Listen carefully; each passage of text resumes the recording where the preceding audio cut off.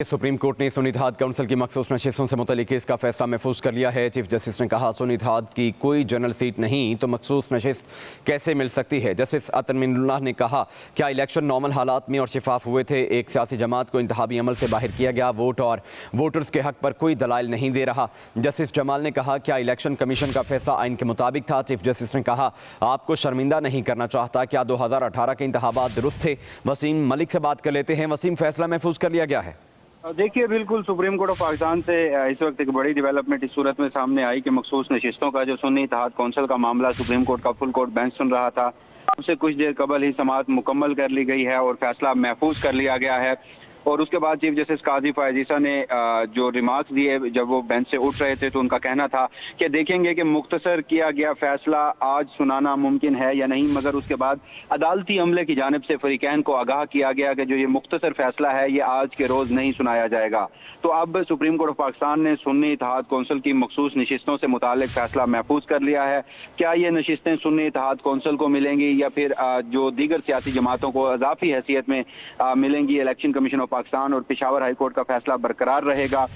ये फैसला अब महफूज कर लिया गया है और उस हवाले से आज के रोज जब आखिरी समाअत हुई तो जो फैसल सदीकी थे सुन्नी इत्तेहाद कौंसिल के वकील, उन्होंने जवाबुल जवाब अपने मुकम्मल किए और उसके बाद जो पाकिस्तान तहरीक इंसाफ की खवातीन विंग की सदर हैं, उनके जो वकील थे सलमान अकरम राजा, उनकी जानिब से भी दलाइल दिए गए। पाकिस्तान तहरीक इंसाफ की जानिब से एक जवाब भी आज के रोज समाअत के दौरान जमा करवाया गया, जिसमें जो इलेक्शन कमीशन ऑफ पाकिस्तान की जानिब से पाकिस्तान तहरीक इंसाफ के उम्मीदवारों के कागजात नामजदगी से मुतालिक जो दस्तावेजात इलेक्शन कमीशन ने बेंच के सामने रखी थी उसे जुटलाया गया है। और पाकिस्तान तहरीक इंसाफ का मौकफ है कि इलेक्शन कमीशन ने दुरुस्त और मुकम्मल रिकॉर्ड से अदालत उज़्मा को आगाह नहीं किया।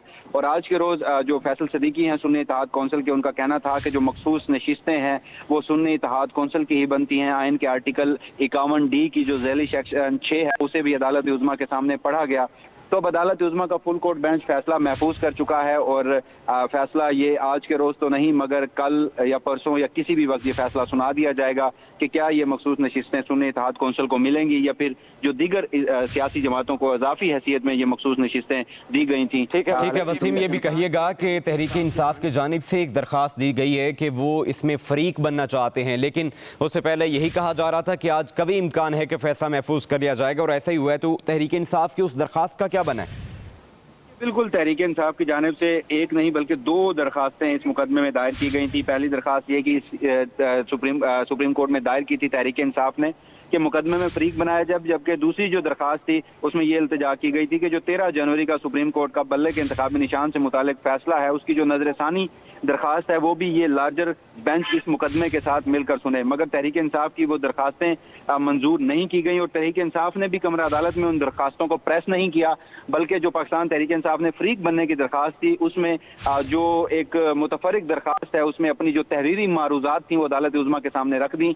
वकील सलमान अकरम राजा ने पाकिस्तान तहरीक इंसाफ और उनके जो चेयरमैन बैरिस्टर गौर अली खान है उनका जो इस हवाले से मौकफ है वो तहरीरी शक्ल में अदालत उज़्मा के सामने रखा है। जी।